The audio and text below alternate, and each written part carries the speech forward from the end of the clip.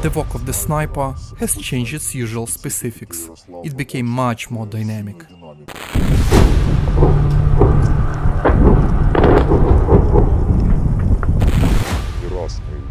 Often we came to the positions, communicate with the unit's commanders and ask, "Guys, organize silence for us."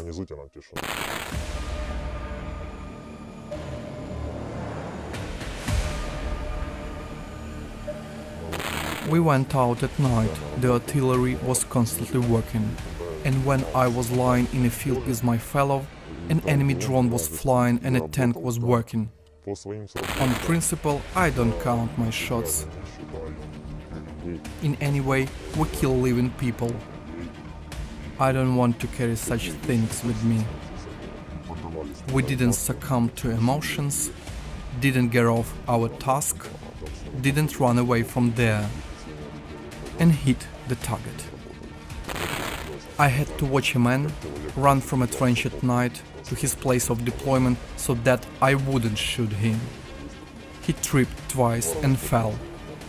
The enemy's fear is my merit. It's like a computer game for me. We don't aim at a person.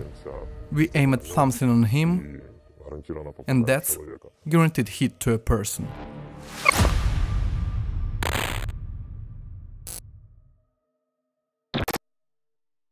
We arrived on the rotation from January, before the full-scale invasion. In accesses Mariupol, Avdiivka, Marvinka. Our mission was counter-sniping. I had to work since the beginning of the full-scale war in the Luhansk axis. This is Shastya town. Since February 24th, there has been misfortune there. After Shastya, we got to Kremina, and we walked around Kremina at local settlements. We were not afraid of anyone more than a sniper. Now, during the full-scale invasion, artillery, tanks and aircraft appeared. Everything became much more complicated. The work of a sniper has changed its usual specifics. It became much more dynamic. We have to move into positions for reconnaissance at night, sleep in places where it's impossible to sleep at all, be cold, communicate with people who in fact have no time for you. The most crucial, there are a lot of UAVs appeared in the sky. They interfere with our work. We are visible when we move, because we need to get into the workplace somehow. We are visible when we move around. When we go in and disguise ourselves, we are no longer visible, because we don't move. A person flying a UAV cannot see a target that is not moving. We are visible through a thermal imager at night. We don't move at that time. If you're sure there is an opportunity for some break, to drink water, to have a snack and so on, then the second number helps you. If the enemy abandons its very well-equipped positions, if they begin to show themselves more often, almost in full growth, it seems like it becomes easier to get them. But every sniper has a problem – artillery. It doesn't allow us to walk calmly, but we find ways. We try to cheat somehow, to gain some time, to get into positions and work on our tasks.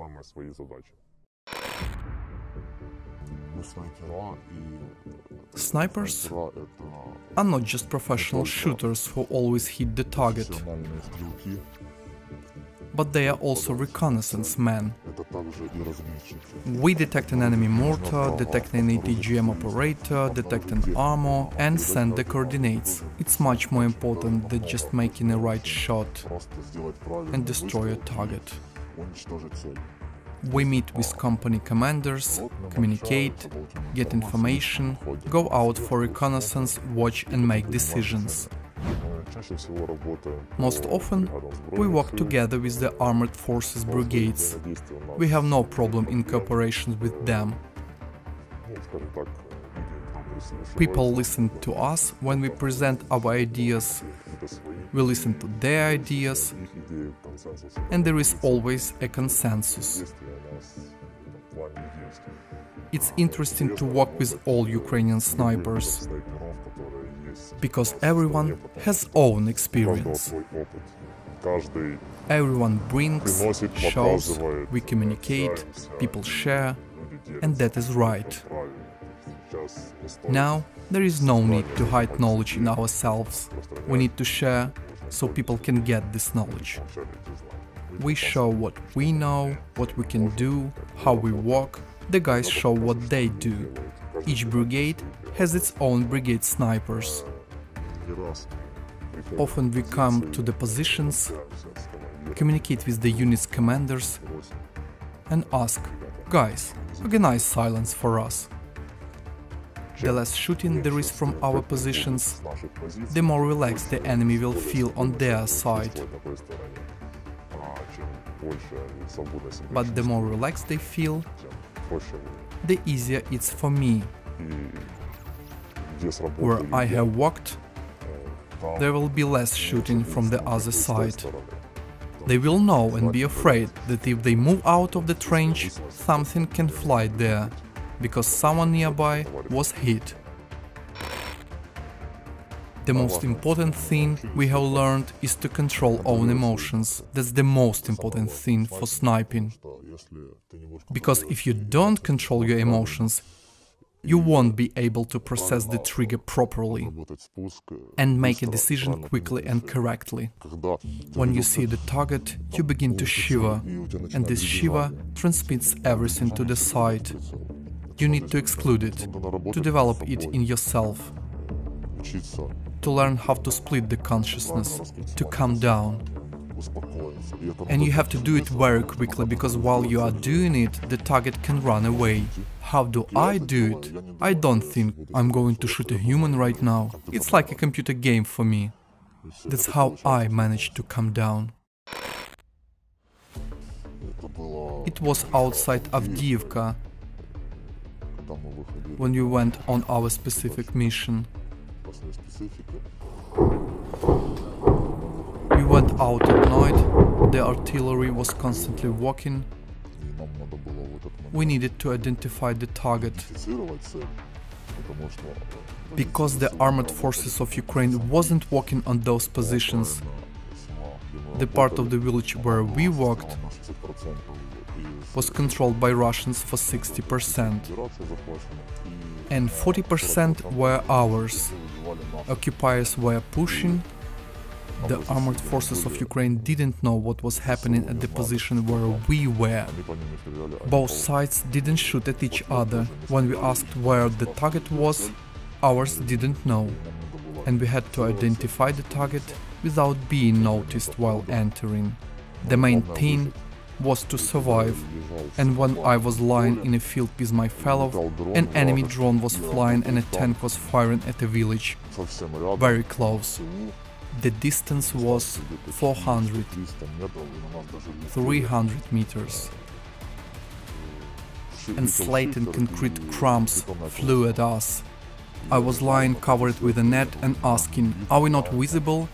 And my fellow tells me, they focused on the village, not us. And if you don't move, they won't see us. But if you just move, we will be killed. Then I thought, wow, we are professionals in our field. We didn't succumb to emotions, didn't get off our task, didn't run away from there, and hit the target. We had identified the white armband and hit the target. I had to watch a man run from a trench at night to his place of deployment so that I wouldn't shoot him. He tripped twice and fell. I don't deny that I wanted to shoot at him, but I let go of the target. Why? He was in pain. It shows that my work is done. that soldiers on the other side are afraid that they will be shot at. At this stage, we showed them that there is no need to show up one more time. The enemy's fear is my merit. How closest did you get to the enemy? The closest? Back to back. When we engaged in sabotage and reconnaissance in Crimea. Who was your target then? 2 military engineers.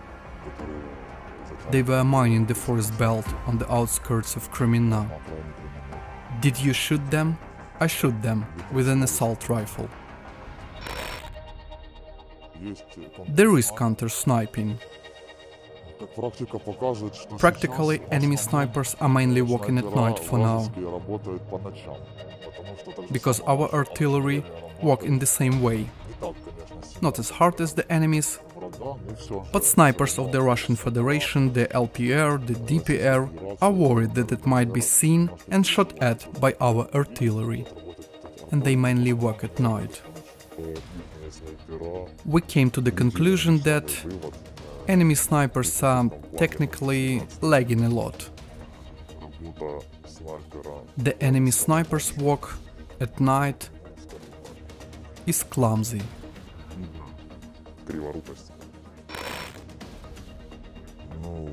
We have etiquette. We never shoot at a target we cannot identify. That's our main rule. And when there is at least a small chance that a civilian may be injured by our shot, we also won't shoot. On principle, I don't count my shots. And all my friends don't count either. I don't want to carry such things as how many people I've killed or wounded, how many times I shot, or make notches on my stock. It's not correct. Anyway, we kill living people. I don't want to carry such things with me. Maybe someone wastes time for such a nonsense, but not us. Mistakes are a gamble. When you start to get excitement after shooting the first one and there is an evacuation, the enemy is shooting back, not knowing where to shoot. Trying to hit everywhere with automatic grenade launcher and mines, you shoot other one, and for this you need a second number when he takes you and pull you out. He says, "We are getting impudent, let's go away." I agree, that's mistake. There was one case that I remember the most. It was in Velika Novosilka. We entered the forest belt as a part of a combat group to take a position for observation and reconnaissance. So I got excited, and it turns out that I, together with a group senior, went first with a rifle on my shoulder. We removed the tripwire, it gave a signal, just a clap, and the enemy started to shoot at us from the forest, just 10 meters away. We were lucky that we went in the early morning, and it was dark there. And they had machine guns with the mechanical side. They were not able to mount a sight with the front side. Also, they couldn't figure out where we were. So, they started shooting with everything they had. We miraculously go out of there, and there were no wounded ones. That was excitement. It's excitement to come under mortar fire. Also, to work from positions that are constantly under attack.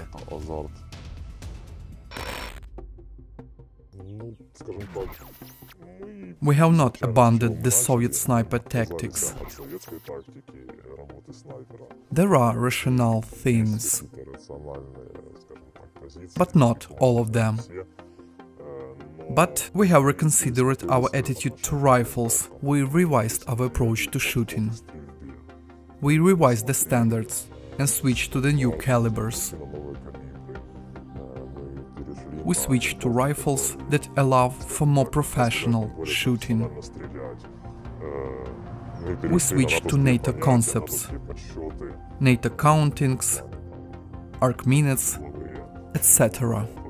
There are analogues in the Soviet system, but they were not given such attention. We are trying to gather better groups. As written in the book by Chris Kyle, aim for the button and you'll hit the person. So we don't aim at a person. We aim at something on him, and that's guaranteed hit to a person. That's it. It's more interesting how a person overcomes certain milestones as a sniper, how he evolves from a simple cardboard killer to a professional sniper. We want to kick the enemy out of our land as soon as possible, and to ensure